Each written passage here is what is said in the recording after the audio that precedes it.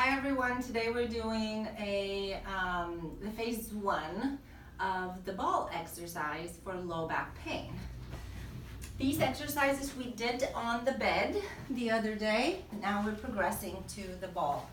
The ball is engaging stabilizer muscles, so it's really important to strengthen those, but we need to be cautious because it also creates instability that can push you from one side to the other. You can twist, fall, and then you re-injure your back. So nice and slow.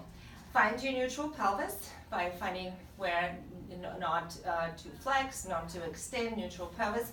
We're activating the inner thighs. We're pressing the heels into the ball and lifting straight up and down and up and down. Remember also how we did the foam roller for the hips? We want to activate the legs to help the lower back. So we lift, we pull, that is the second one, and down, lift, and pull. These are fairly safe because your back is actually in contact with the floor. The last exercise of this series is laying down on the back. It's the reverse deadlift. Make sure that your head is supported, that your upper back is supported, that your feet are, in line with your hips, and you're pushing through the heels. You go down and you press up by squeezing the glutes, pushing through the heels. Down and up.